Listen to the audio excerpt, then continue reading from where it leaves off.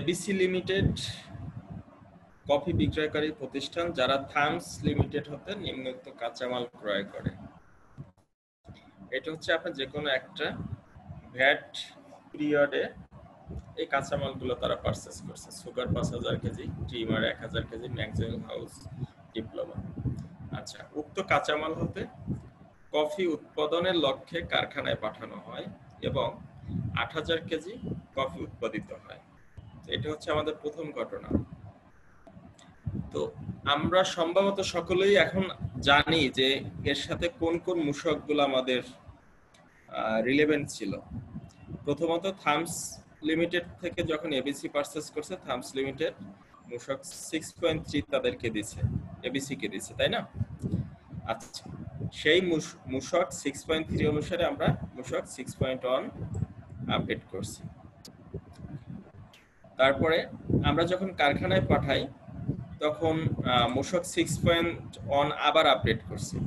মূসক 6.1 এ একটা পোরশন ছিল না আপনার, যে উৎপাদনের জন্য প্রেরণ, এই টাইপের একটা পার্ট ছিল না? জি স্যার। আচ্ছা, ওইটা আমরা আপডেট করছি। এখন আমাদের পণ্য উৎপাদন হওয়ার পরে আমরা মূসক 6.2 এ এন্ট্রি করব, যে আমার কতটুকু প্রোডাক্ট আমি প্রোডাকশন করছি। ঠিক আছে, তাইলে আমার এখানে মূসক 6.3, 6.1, 6.2 এই তিনটে রিলেভেন্ট ছিল প্রথম ঘটনার জন্য। দ্বিতীয় ঘটনায় কি আছে? এবিসি লিমিটেড পিপি এন্টারপ্রাইজের কাছে 7000 কেজি ভ্যাট সহ 460 টাকা ধরে বিক্রয় করে। তো এখানে কি করতে হবে? মূসক 6.3 প্রদান করবে এবং সেই অনুযায়ী মূসক 6.2 অর্থাৎ বিক্রয় রেজিস্টার যেটা, এটা আপডেট করবে। তৃতীয় ধাপে যেটা দিয়েছি, পিপি এন্টারপ্রাইজ এবিসি লিমিটেডের বিল হতে 7.5% উৎসে কর্তন করে। ট্রেজারি চালান ও উৎসে কর্তন কর সনদপত্র প্রদান করে। এই এক্সাম্পলটা আমরা গতকালকেও দেখেছি। এই বিষয়টায় কি কনফিউশন আছে নাকি কারো? বুঝতে কষ্ট বা এরকম কিছু?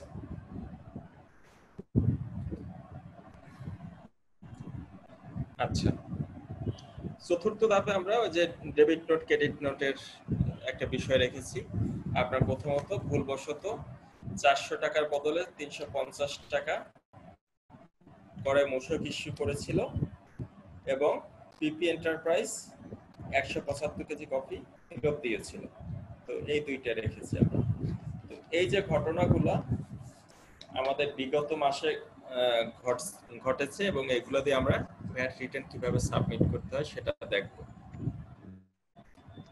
ওকে, আচ্ছা আমি গ্রুপে একটা, আচ্ছা এই হচ্ছে একটা মূসক 9.1।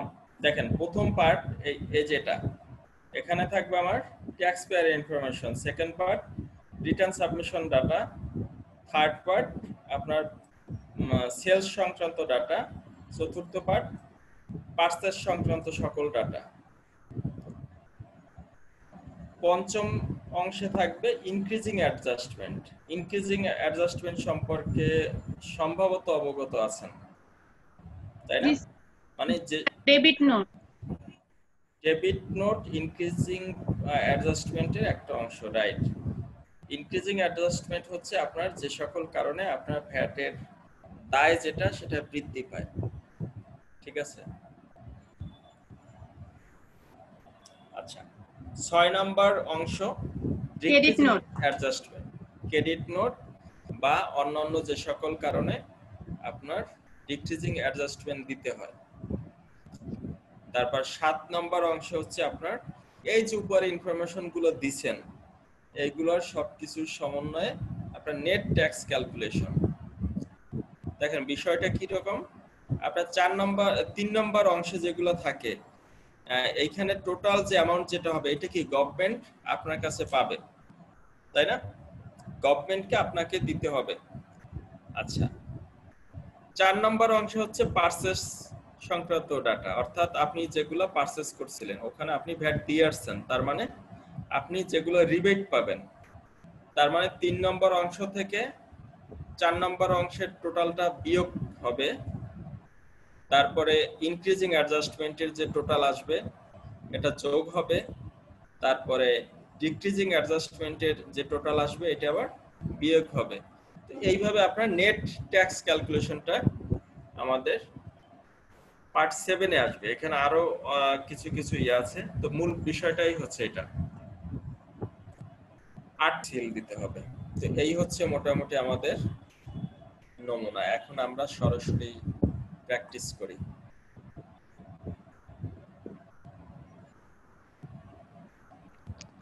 স্যার স্লাইডটা শেষ করলে ভালো হতো স্যার, স্লাইডে যেগুলো দেখা শুরু করছিলেন।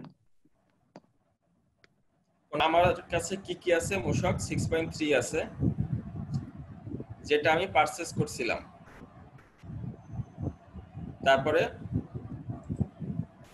মূসক 6.3 আছে, যেটা আমি সেল করছি, আমার কাস্টমারের কাছে আমি সেল করছি।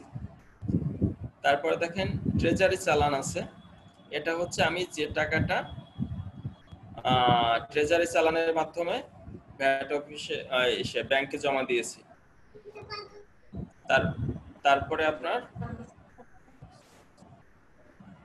মূসক 6.6 আছে, অর্থাৎ আমার বিল থেকে যে একটা উৎসে কর্তন করে রেখেছে যে অ্যামাউন্ট, ওইটার যে একটা সার্টিফিকেট দিছে, ওইটা হচ্ছে মূসক 6.8 আছে, যেটা হচ্ছে আমার ডেবিট নোট। মূসক 6.7 আছে ক্রেডিট নোট। ঠিক আছে, এই ফর্মগুলো দিয়ে আমরা পূরণ করব। তো আমরা 9.1 হচ্ছে বিন নাম্বার। আমার প্রতিষ্ঠানের নাম কি? আমার প্রতিষ্ঠানের বিন নাম্বার দেব, তাই তো? আমার প্রতিষ্ঠানের নাম হচ্ছে এবিসি লিমিটেড। তাহলে এবিসি লিমিটেডের বিন নাম্বার আমি দিলাম। তারপরে আমার প্রতিষ্ঠানের নাম, আর প্রতিষ্ঠানের নাম এবিসি লিমিটেড। অবশ্যই আগেই বলতাম ট্যাক্স পেয়ার। এবিসি লিমিটেডের অ্যাড্রেস কি? যাত্রাবাড়ি, ঢাকা। তারপর types of ownership. Types of ownership হচ্ছে আমার প্রাইভেট লিমিটেড কোম্পানি। ঠিক আছে, তো এটা প্রোপ্রাইটারশিপ হইতে পারে, পার্টনারশিপ হইতে পারে। তো আপনার প্রতিষ্ঠানের যে টাইপস, ওনারশিপ টাইপস, ওইটা এখানে দিয়ে দেবেন। ইকোনমিক অ্যাক্টিভিটিস, সে কি করে? আমার এটার অ্যাক্টিভিটিস হচ্ছে ম্যানুফ্যাকচার।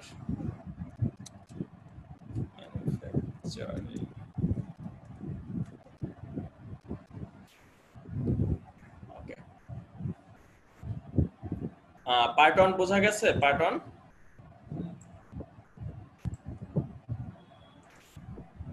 জি জি স্যার। আচ্ছা, পার্ট 1 এর সমস্যা নাই। পার্ট 2,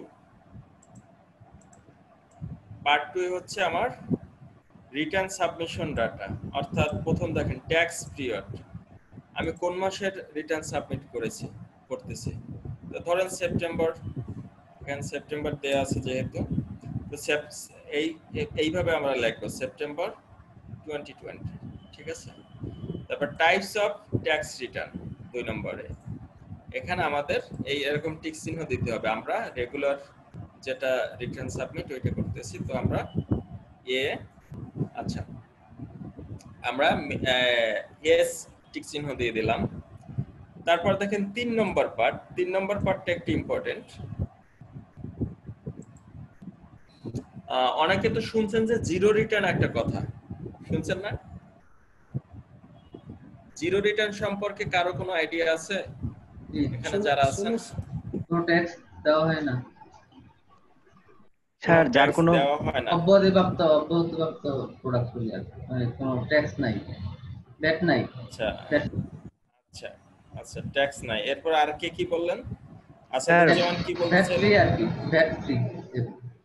স্যার নিবন্ধন নেওয়ার পর যদি কোনোভাবেই হ্যাঁ। তার ওইভাবে মুনাফা না আসে বা আয়ের মানে ভ্যাট না আসে, তাহলে তার জিরো রিটার্ন দাখিল করতে হবে। বা কার্যক্রম হয় না, চালু হয় না, এরকম কার্যক্রম হয়নি। স্যার আমি কিছু বলতে চাই। জি জি, কিছু কিছু গভর্নমেন্টের কিছু কিছু ইন্ডাস্ট্রি থাকে সেই সব। ঠিক আছে, দেখেন 3 নম্বরে বলা আছে any activities in the last tax period, অর্থাৎ লাস্ট ট্যাক্স পিরিয়ডে আপনার কোনো অ্যাক্টিভিটিস ছিল কিনা, বুঝছেন? এখানে আপনার লাভ হয়েছে কি লস হয়েছে এইটা কিন্তু জানতে চায় না। আপনার যদি কোনো কার্যক্রম থাকে ইয়েস, কোনো কার্যক্রম নাই নো। মনে করেন আমি বিজনেস নতুন কোম্পানি ফর্ম করলাম জানুয়ারি মাসে, তো জানুয়ারি মাসেই তো আমার বিজনেস স্টার্ট হয় না, স্টার্ট হয় হইতেও পারে কিন্তু সচরাচর একটা সময় লাগে, 5 মাস 6 মাস অথবা 2 মাস 3 মাস, যে কোনো একটা সময় লাগতে পারে। অর্থাৎ যে পিরিয়ডে আমার কোনো ট্যাক্স ভ্যাট অ্যাক্টিভিটিস নাই, অথবা এরকম হইতে পারে যারা ঠিকাদার কন্ট্রাক্টর তাদের কিন্তু বছরের ভিতরে দেখা যায় 4-5টা কাজ, কোনো মাসে তাদের কোনো অ্যাক্টিভিটিস থাকে না। তো বিষয়টা হচ্ছে আপনার যদি কোনো অ্যাক্টিভিটিস থাকে তাহলে তো ইয়েস, আর যদি কোনো অ্যাক্টিভিটিস না থাকে নো। আচ্ছা, 3 নম্বর পার্টটা কি বোঝা গেছে? এই যে আপনার জিরো রিটার্ন অথবা অ্যাক্টিভিটিস। জি স্যার। ওকে। 4 নম্বর হচ্ছে ডেট অফ সাবমিশন, অর্থাৎ আপনি যে তারিখে রিটার্ন সাবমিট করবেন, ভ্যাট অফিসে রিটার্ন সাবমিট যে তারিখে করবেন ওই তারিখটা এখানে দিতে হবে। ওকে, এবার আসি সাপ্লাই বা output tax part 3। Output tax এখানে কি আসবে? আপনার সেলস রিলেটেড ডাটা। পিপি এন্টারপ্রাইজের কাছে আমরা সেল করছি, কি সেল করছি? কফি, 7000 কেজি কফি বিক্রি করছি 400 টাকা রেটে, তাই তো? এইটা আমরা এন্ট্রি দেব। দেখেন এটার পার্সেন্টেজ কত? 15% ভ্যাটে আমরা বিক্রি করছি। আমরা 9.1 এ যাই, এখানে কোন পার্টে এটা আসতে পারে দেখেন তো, কোন নোট নাম্বারে আসতে পারে? এই যে নোটগুলো মনে রাখবেন সব সময়, যে কোনো ঘটনা নোটের মাধ্যমে বললে এটা খুবই সহজ হবে যে কোন নোটে পড়বে আপনার এই সেলটা। 4 নাম্বার। 4 নাম্বার কেন? কারণ স্ট্যান্ডার্ড রেটে আমরা সেল করছি, ঠিক আছে? আচ্ছা, 4 নাম্বার নোট ই করার সময় আপনি অনলাইনে যখন করবেন এই যে এইগুলো কিন্তু আপনার এন্ট্রি দেয়া যায় না। এখানে যেটা হয়, এই যে সামনে একটা সাব ফর্ম আছে না, সাব ফর্ম পূরণ করতে হয় প্রথমে। সাব ফর্মটা ঠিক এরকমের হয়, দেখেন এই যে একটা,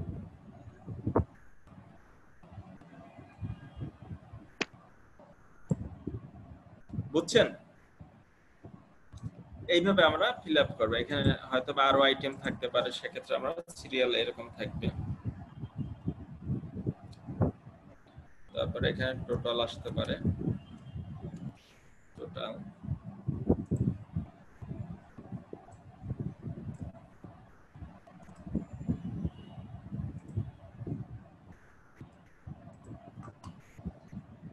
এটা ফিল আপ করলাম। ফিল আপ করার পর এই যে টোটাল যেটা আছে এই টোটালটা আমার এইখানে লিখতে হবে ভ্যালুতে। ভ্যালুতে টোটাল কত? 28 লাখ।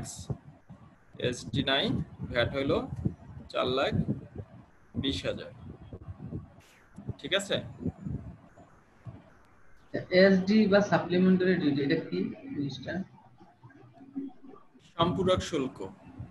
তো বুঝতে কিছু সমস্যা আছে আর? জি, আর সাব ফর্মে কি ধরেন 100টা 6.3 যদি ইস্যু করি তাহলে কি আমাকে 100টাই লিখতে হবে? না, আপনার 100টা আইটেম যদি হয় 100টা লিখবেন, ঠিক আছে? আপনার কাছে যত সহজে এটা লেখা যায়। দেখেন এখানে আপনি টেবিলটা দেখেন, টেবিলে টোটাল আপনি যোগফলটা চাইলে লিখতে পারি? রাইট, আপনার কপি আইটেম ধরেন বিক্রি করছেন টোটাল একটা অ্যামাউন্ট, কপি আইটেমের আপনার 45টা, আপনার 6.3 ছিল, 45টা আইটেম যোগ করে আপনি শুধু একটা রতে আপনি দিয়ে দিলেন, ঠিক আছে? আপনার অন্য একটা প্রোডাক্ট থাকতে পারে, সেই প্রোডাক্টটা আপনি সেকেন্ড আইটেমে দিয়ে দিলেন। বোঝা গেছে? জি বুঝা গেছে। তো এটা হচ্ছে সাবফর্ম। আর 3 নম্বর অংশে কি আর বোঝার কিছু আছে, সমস্যা আছে? বিষয়টা হলো আপনি কোন ধরনের বিক্রয় সেটা থেকে আমরা এখানে নোট নাম্বার সিলেক্ট করব, যে আমি কোন নোট নাম্বারের আওতায় পড়ছি। আমি যদি হোলসেলার হই অথবা ট্রেড বিজনেস হয়, সেক্ষেত্রে আমার কত নাম্বার নোট হবে বলেন তো? 8 নম্বর নোট হবে, রাইট। আচ্ছা, আমি যদি অব্যাহতিপ্রাপ্ত পণ্য সেবা সরবরাহ করি, সেক্ষেত্রে কত নাম্বার নোট? 3 নম্বর নোট, রাইট। জি। আর যদি এরকম হয় যে আপনি যে প্রোডাক্টটা সেল করছেন এটা আপনার 10% ভ্যাট, তখন কোনটা আসবে? 7 নম্বর। 7 নম্বর, রাইট। আর যদি এরকম হয় যে আপনার গুড বেসড অন এমআরপি, আমি তো বললাম যে এমআরপি তে মাত্র 4।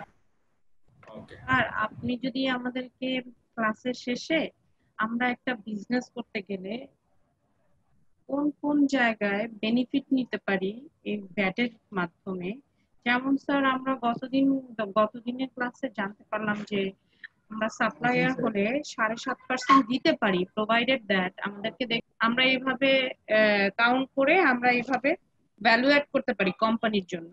তো এইভাবে এরকম কিছু ট্রিক্স অবশ্যই আছে, তো সেগুলো নিয়ে যদি একদম লাস্টে আপনি আলোচনা করতেন তাহলে আমরা বিষয়গুলো আরো ভালো করে জানতে পারতাম যে না এরকম কিছু আছে যেটা অ্যাপ্লাই করলে কোম্পানি। কোশ্চেন আর নাই কারো, তাই তো? আমরা 4 নম্বর অংশে যাই। 4 নম্বর অংশ কেন? আমরা যখন পারচেজ করি, কত ধরনের পারচেজ হইতে পারে? প্রথমত হচ্ছে আমার লোকাল পারচেজ হইতে পারে অথবা ইম্পোর্ট হইতে পারে। 2 ধরনের পারচেজ হইতে পারে, ঠিক আছে? তো এই 2 ধরনের পারচেজ আবার কত রকমের হইতে পারে দেখেন। প্রথম আছে zero rate good service, exempted good service, standard rate good service other than standard rate, good service based on specific VAT. তারপর আছে good service not admissible for credit.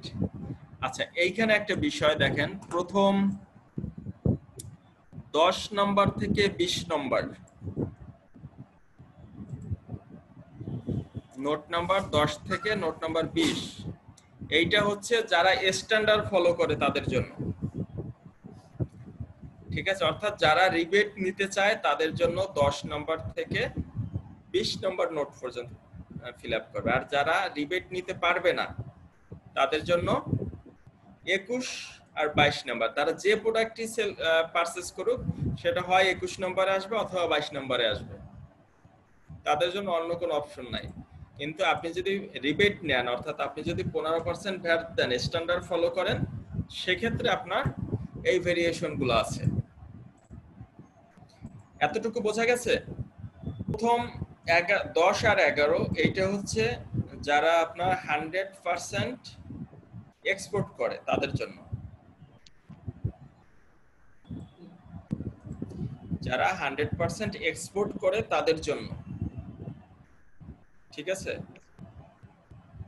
মানে বিষয়টা এরকম, আপনি 100% রপ্তানি করেন, আপনি যে প্রোডাক্টগুলো কিনবেন আপনি হয় ইম্পোর্ট করতে পারেন অথবা লোকাল পারচেজ থাকতে পারে। যদি লোকাল পারচেজ হয় 10 নম্বর নোটে আসবে, যদি ইম্পোর্ট করেন আপনি 11 নম্বর নোটে আসে। 15% ভ্যাট দেন, আপনি যদি এক্সেম্পটেড প্রোডাক্ট পারচেজ করেন সেক্ষেত্রে নোট নাম্বার 12-13, ইম্পোর্ট করলে 13, লোকাল পারচেজ হলে 12। আপনি স্ট্যান্ডার্ড রেট ফলো করেন, আপনি পারচেজও করছেন 15% ভ্যাট দিয়ে, তার মানে আপনি 14 আর 15 নম্বর। তারপরে good service other than standard rate 16-17। এই সকল মানে টার্নওভার ট্যাক্স, তারপরে হচ্ছে আনরেজিস্টার্ড এন্টিটিস, এদের কাছ থেকে যদি আপনি পারচেজ করেন 19 নম্বর 20 নম্বরে হবে। ওকে স্যার 16-17 স্যার 16-17 নাম্বারটা আবার বোঝা যান তো স্যার, 16-17 নাম্বার নোটটা। আদার দ্যান স্ট্যান্ডার্ড রেট, আপনার ভ্যাটের হার আছে কয়টা? দেখেন এখানে ভ্যাট রেটের আমি দিছিলাম একটা। স্ট্যান্ডার্ড রেট হলো আপনার 15% আর এক্সপোর্টের ক্ষেত্রে 0%, এটা হলো স্ট্যান্ডার্ড। ঠিক আছে, জেনারেল রেট হলো আপনার 10%, 7.5% আর 5%। তাহলে আমরা আসি, আমরা পারচেজ যেটা করছিলাম 6.3, দেখেন থামস লিমিটেড থেকে আমরা পারচেজ করছি, তো এইটাকে আমরা, এটা কোথায় যাবে? আমরা কিন্তু 15% ভ্যাট দিয়ে পারচেজ করছি, তাহলে এটা কোথায় যাবে? কয় নাম্বার নোটে আসবে কে বলতে পারবেন? 14 নম্বর নোটে আসবে, রাইট।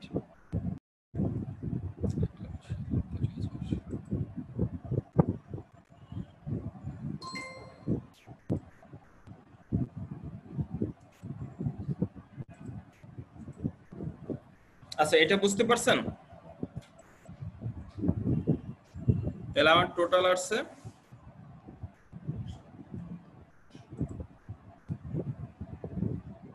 আচ্ছা, এটা কি হবে? লোকাল পারচেজ, তাই না? 14 নম্বরে আসবে ভ্যাট, এখানে এরকম বসাই দিই 1,77,000। ঠিক আছে, আচ্ছা তাহলে আমাদের কি হলো, আমরা একটু এক্সাম্পলে যাই। প্রথম ধাপে ছিল আমরা পারচেজ করছি যেটা র ম্যাটেরিয়ালস, এটা আপডেট করলাম। দ্বিতীয় ধাপে ছিল 7,000 কেজি বিক্রি করছি, এটাও আপডেট করছি। 3 নম্বর ধাপে ছিল যখন বিল দিছে, আচ্ছা বিল করছে, এখন বিল যখন দিল তখন ওরা 7.5% করে কাটছিল।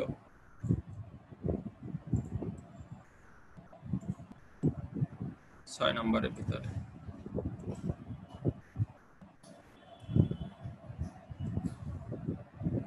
কি তুমি কি বের হবা?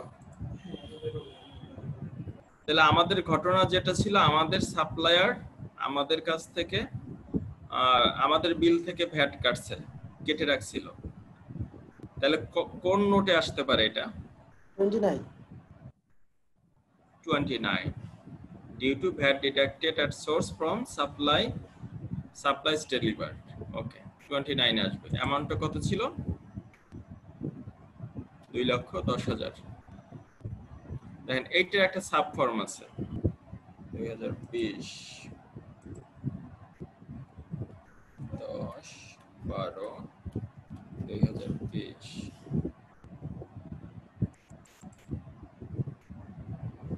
Tax deposit account code.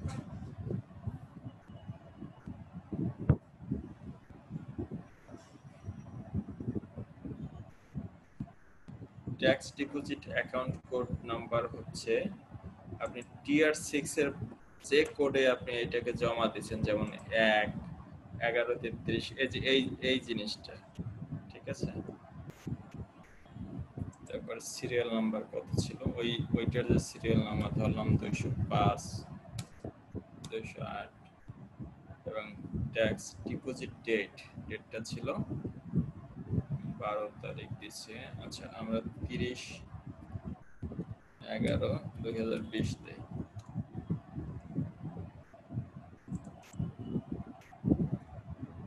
তারপরে ডিডাক্টেড ভ্যালু ছিল 2,10,000 আর সেলস ভ্যালু ছিল 28 লাখ। 28 লাখ, ওকে, এটা বোঝা গেছে? ঠিক আছে, এটা বুঝছেন?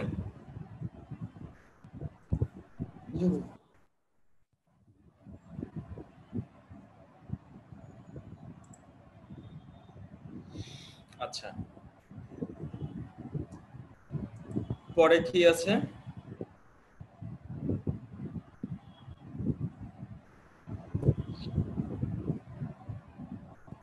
একটা আছে ডেবিট নোট। আমরা সরাসরি ডেবিট নোট থেকে দেখি, এই যে ডেবিট নোট। তাহলে এখানে আমরা কি করব, ইনক্রিজিং অ্যাডজাস্টমেন্ট দেব, এই যে ইনক্রিজিং অ্যাডজাস্টমেন্ট।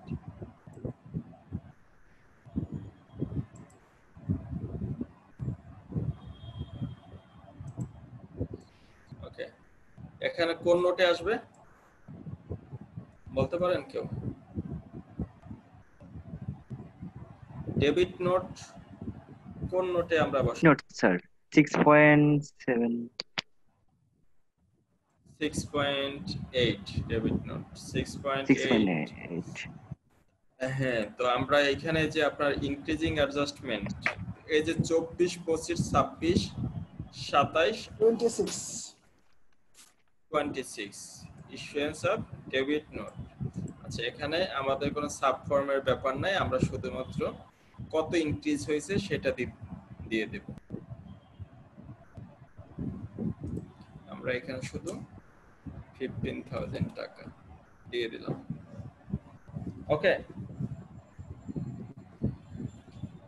তারপরে আরেকটা আছে আমাদের ক্রেডিট নোট 6.7।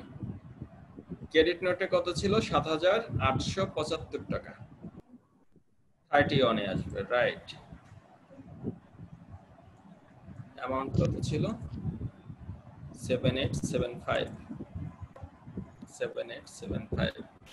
ওকে, তো মোটামুটি আমাদের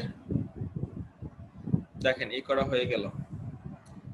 এখন আমি যেহেতু এক্সেলে বসাইছি, এর জন্য এক্সেলে এগুলো ক্যালকুলেশন দেয়া ছিল বিধায় অটোমেটিক আসছে। দেখেন 4,20,000 বিয়োগ 1,77,000, 4,20,000 বিয়োগ 1,77,000 যোগ 15,000 বিয়োগ 2,17,000, এই তো। আচ্ছা দেখেন 40,125 টাকা সর্বসাকুল্যে আমার ট্রেজারি চালানের মাধ্যমে জমা দিতে হবে। এই যে দেখেন net payable for tax period কি আছে? 40,125 টাকা। এটা আমরা কিভাবে বের করবো? এরকম প্লাস মাইনাস করে।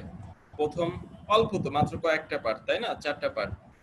প্রদেয় যেটা, এটা থেকে যেটা রিবেট পাইছি ওইটা বিয়োগ দিব, সেখান থেকে ইনক্রিজিংটা যোগ করব, ডিক্রিজিংটা বিয়োগ দিব। তাইলে যেটা থাকে সেটা হচ্ছে আমার নেট ট্যাক্স পেয়াবল।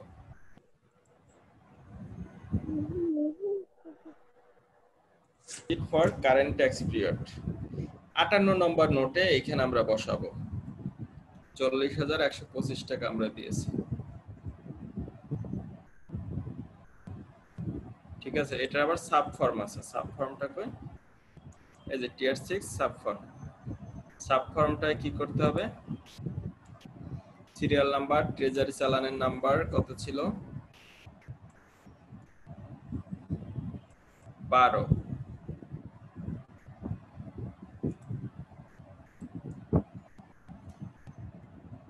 সোনালী ব্যাংকের মাধ্যমে দিলাম এই শাখা। ডেট হলো 12/11/2020। এই tax deposit account code number, account amount 40,125। ওকে, সাব ফর্ম ফিল আপ করলাম। সাব ফর্ম থেকে আমরা এখানে অ্যামাউন্টটা দিয়ে দিলাম।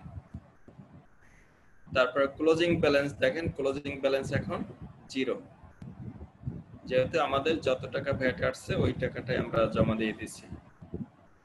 আচ্ছা, তারপরে রিফান্ড। রিফান্ড বলতে আমাদের কোনো রিফান্ডের ব্যাপার নাই। পার্ট 12তে ডিকেন আইডি নাম্বার,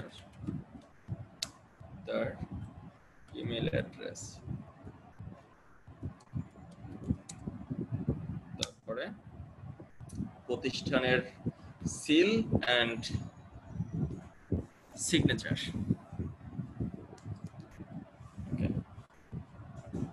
মোটামুটি আমাদের 9.1 ফর পূরণের পদ্ধতি, তো আমরা একটা উদাহরণ দেখলাম, আর মোটামুটি যে ফর্মগুলা আমরা ফর্মের অন্যান্য যে বিষয়গুলা আমার মনে হয় যে বুঝতে পারবো।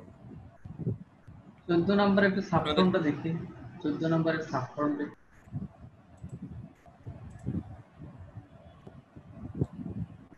লগইন দিলে প্রথমত এইরকম একটা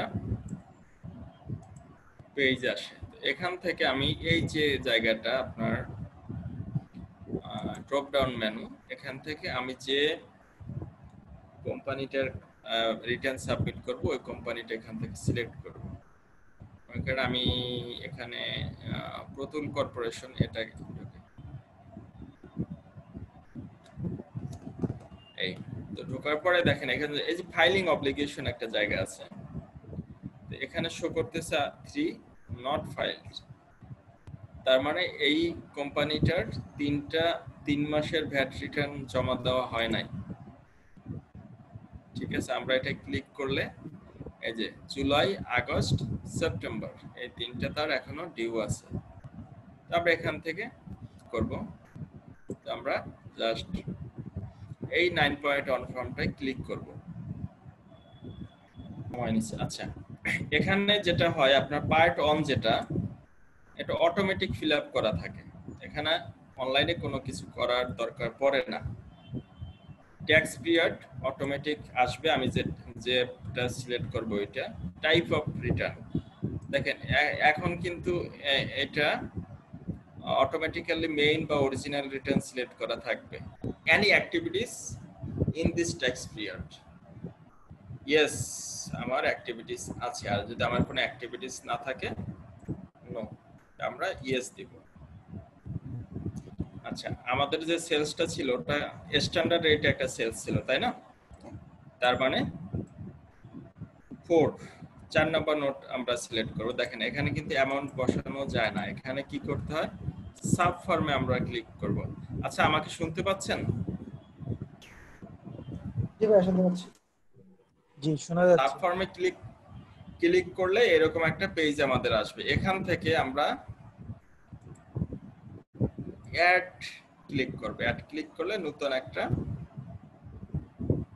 রো আসবে। এখান দেখেন এই যে এন্টার গুড এন্ড সার্ভিস, এই জায়গাটায় ক্লিক করলে আপনার, আচ্ছা আমরা এইটা সিলেক্ট করলাম। এটা সিলেক্ট করলে দেখেন অটোমেটিক্যালি আমাদের এইচএস কোড, এই যে এইটা হচ্ছে এইচএস কোড অটোমেটিক আসছে। আর এখানে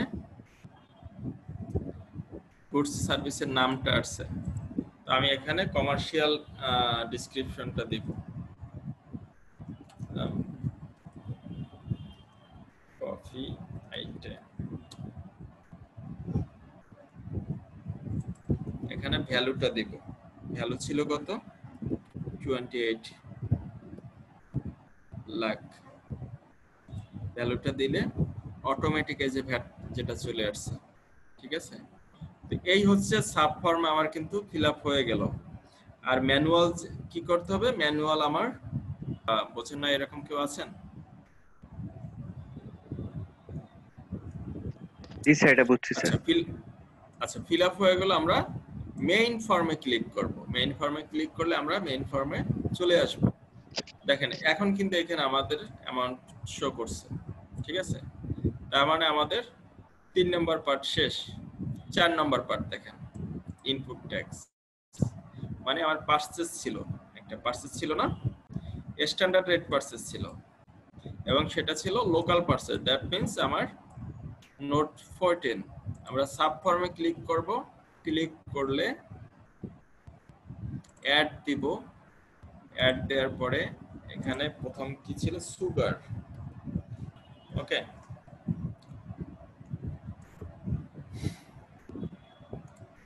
ভ্যালু কত ছিল, 1,55,000। ওকে, তো সাবফর্মটা তো পূরণ করা শিখছেন, তো এখানে কি সমস্যা হইতে পারে সেটাও বুঝছেন, তাই না? তো আশা করি সমস্যা থাকবে না। তো আমরা মেইন ফর্মে চলে গেলাম, অটোমেটিক এখানে ফিল আপ হলো।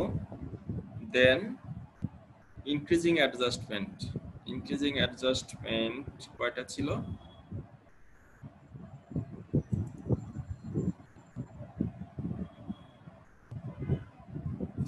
ডেবিট নোট ছিল একটা 15,000 টাকা, ডেবিট নোট 15,000 টাকা। ওকে, তারপরে ক্রেডিট নোট ছিল একটা 7875। তারপরে একটা ওই যে ভ্যাট ডিডাকশন ছিল একটা, সে করত, এটার জন্য সাব ফর্ম ফিল আপ করতে হবে। সাব ফর্মে দেখেন অ্যাড দিলাম, প্রথম বায়ার্স বিল নাম্বার আমাকে দিতে হবে, আমি বায়ার্স বিল নাম্বার দিলাম। তারপরে বায়ার্স নেম দিতে হবে, পিপি এন্টারপ্রাইজ। বায়ার্স অ্যাড্রেস দিতে হবে, বায়ার্স অ্যাড্রেস হলো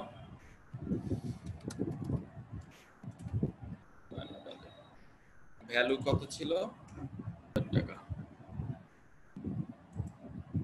ইনভয়েস চালান নাম্বার, চালান নাম্বার কত ছিল? 6.6 থেকে দেখি, চালান নাম্বার ছিল 205/18/11 205। ইনভয়েস ডেট ছিল নভেম্বর 18/11। তারপরে 8/12,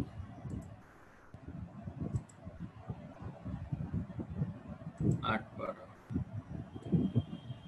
তারপর নোট যদি কিছু দেন দিবেন। তো আমরা মেইন ফর্মে চলে গেলাম।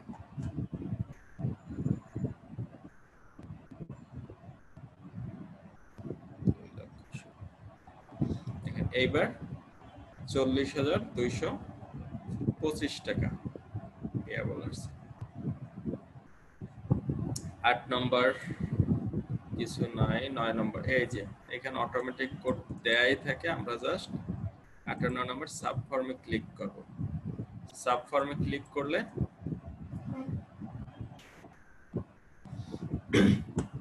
অ্যাড দিব, অ্যাড দিলে দেখেন ট্রেজারি চালানের নাম্বার 12, ব্যাংকের নাম সোনালী ব্যাংক, তাই তো? সোনালী ব্যাংক লিমিটেড, শাখা শিল্প ভবন। ডেট কয় তারিখে দিছিলাম? 8 তারিখে। কোড নাম্বার এত, কত টাকা দিছি?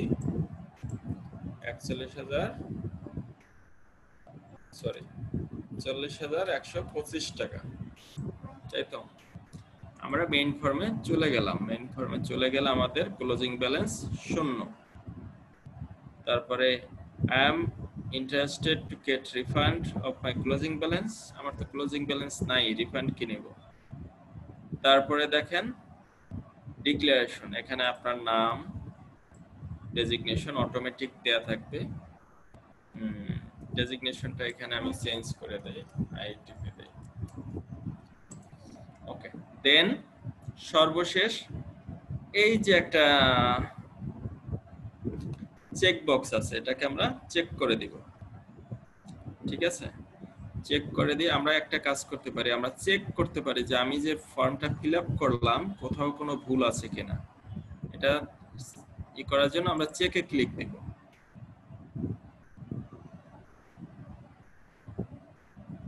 চেক ক্লিক করলে এখানে দেখেন 2টা ভুল সে শো করছে। 2টা ভুলে কি? অ্যাটাচমেন্ট আর প্লিজ ম্যান্ডেটরি রিকোয়ার দ্যাট। আচ্ছা, এটা হচ্ছে আমরা অ্যাটাচ করি নাই, তার মানে আমার এখন যে সকল ডকুমেন্টস গুলো রিকোয়ার্ড ছিল ওইগুলো আমাকে অ্যাটাচ করতে হবে। অ্যাটাচ করার জন্য এই যে অ্যাটাচমেন্ট একটা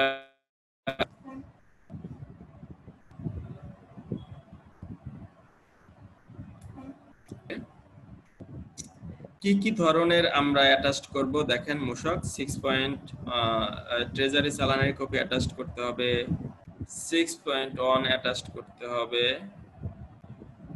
তারপরে মূসক 6.6 অ্যাটাচড করতে হবে, তারপর 6.10 যদি কোনো আপনার 6.10 এর ব্যবহার জানেন তো, মনে আছে কারো? কেউ বলবেন? 2 লক্ষ 6.10 টাকার জি স্যার। উপরে যদি ইনভয়েস ভ্যালু জি 2 লক্ষ টাকার উপরে যদি আমাদের সেলস হয় অথবা পারচেস হয়, তো এখানে ওই সব ক্ষেত্রে 2 লাখ টাকার ইয়াটা এখানে অ্যাটাচড করতে হবে। এনি আদার্স ডকুমেন্টস যদি থাকে অ্যাটাচড করতে হবে। ওকে, তো এখন আমাদের যেটা করতে হবে,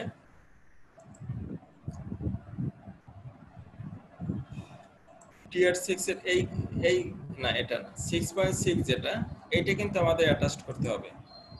অ্যাটাচডের লিস্টে তো দেখছেন এখানে না, এখানে অ্যাটাচড করতে পারবেন এবং ফাইলগুলো এই যে ফরম্যাটগুলো এই ফরম্যাটে হইতে হবে এবং প্রত্যেকটা ফাইল 4 এমবির বেশি হতে পারবে না। অ্যাটাচড করার জন্য আমাকে কি করতে হবে, প্লাস সাইনে ক্লিক করতে হবে। ক্লিক করলে আমার এখানে দেখেন এই যে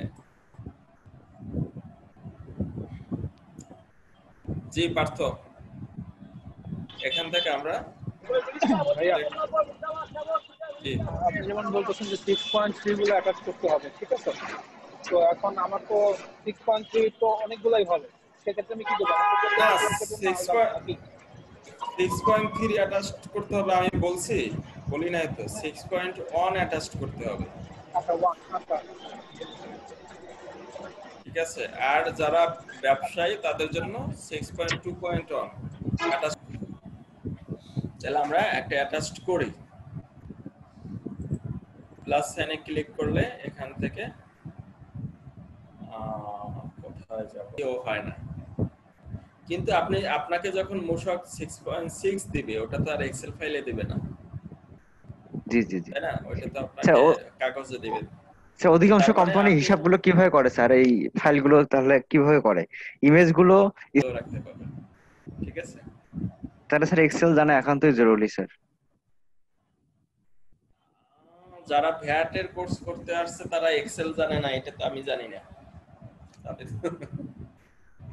দেখেন আমাদের কয়েকটা জিনিস খুবই গুরুত্বপূর্ণ আমাদের জন্য, আমরা যারা অ্যাকাউন্টিং লাইনে আছি। এক নম্বরে হচ্ছে আপনি ভালো এক্সেল জানতেই হবে, কোনো মানে এখানে অল্টারনেটিভ নাই।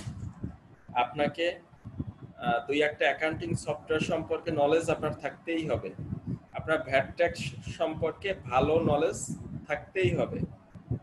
এই তিনটে যখন থাকবে, এর সাথে আপনার ক্যারিয়ার রিলেটেড কিছু কোর্স করেন, আপনি সিভিটা কিভাবে লিখতে হয় এই বিষয়গুলো ভালোভাবে দেখেন, নিজেকে কিভাবে ইন্টারভিউ ফেস করতে হয়, তো এইগুলো যখন দেখবেন যে আপনার কনফিডেন্ট লেভেল অটোমেটিক ইনক্রিজ হবে, তো আপনার সমস্যা হবে না।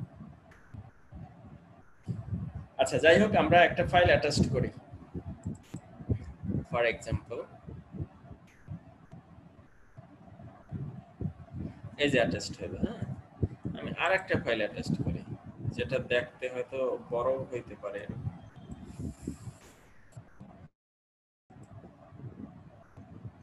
দেখেন এইটাকে অ্যাটাচড করি, দেখেন এই যে each file must be less than 4 MB, তার মানে আপনি 4 MB এর বেশি, ওটা মাত্র 5 MB ছিল, 4 MB এর বেশি ফাইল অ্যাটাচড করতে পারবেন, এই একটা লিমিটেশন আছে এখানে। আচ্ছা যাই হোক, আমরা অ্যাটাচড করলাম, হ্যাঁ অ্যাটাচড করার পরে আবার চেক দেই, দেখি কি বলে।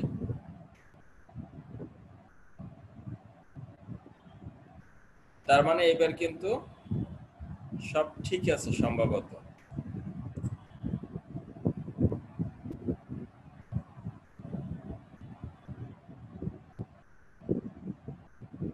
হ্যাঁ নো এরর ফাউন্ড, তার মানে আমার সবকিছু ঠিক আছে। এইবার যদি আমি সাবমিট দেই, সাবমিট হয়ে যাবে। আপনি চাইলে সেভ ড্রাফট করে রাখতে পারবেন যদি আপনার কোনো কনফিউশন থাকে, অথবা আপনি 50% ডাটা ছিল, 50% ডাটা আপনি দেখছেন মানে আপডেট করছেন, বাকি 50% পরে করবেন, তো সে ওইরকম ক্ষেত্রে আপনাকে সেভ ড্রাফট করে রাখতে হবে, ঠিক আছে? দেন ফাইনালি সবকিছু ঠিক থাকলে সাবমিট যদি হয় আপনার মেইলে একটা মেইল যাবে। মেইলটা হবে কিরকম,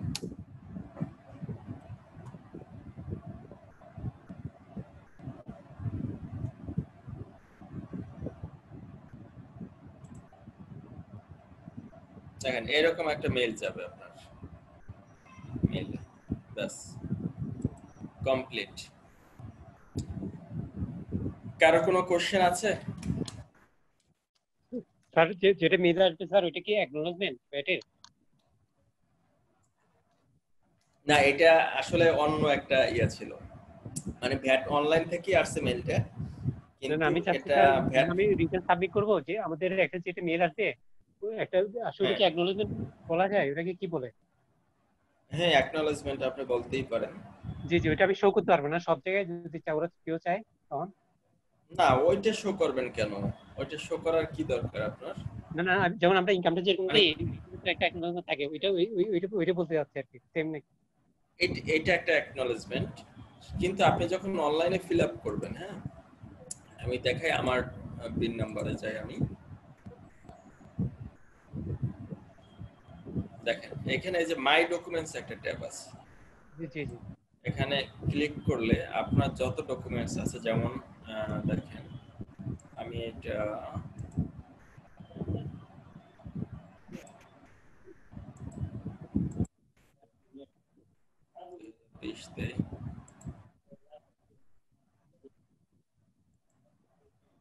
সেপ্টেম্বর থেকে একটা সার্চ দেই,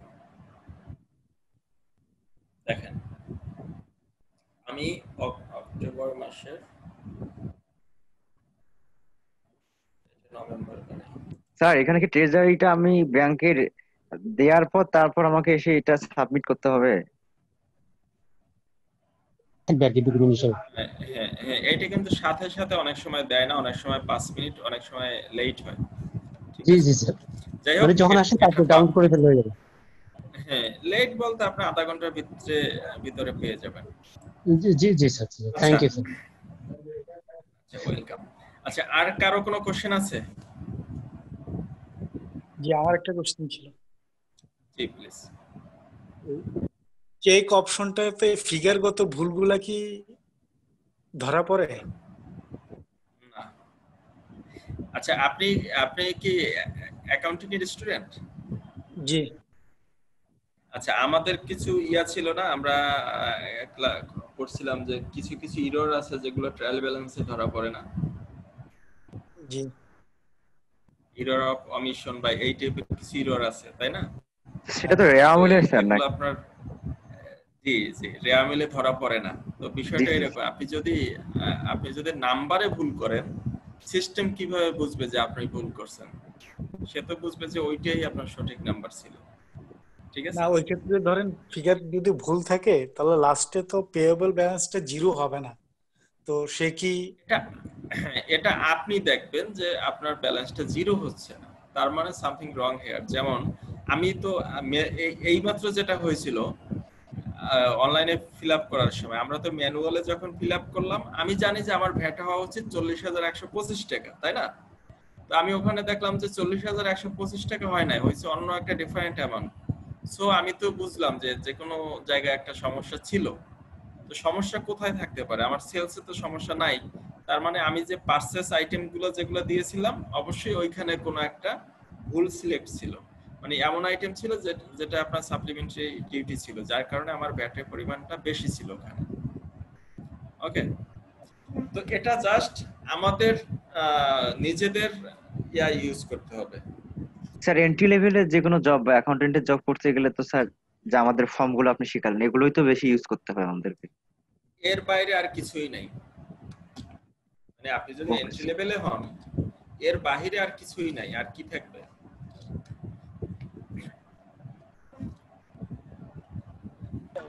ভালো একটা কনফিডেন্স পাওয়া গেল। জি, কনফিডেন্ট অবশ্যই থাকবে, পেতে হবে।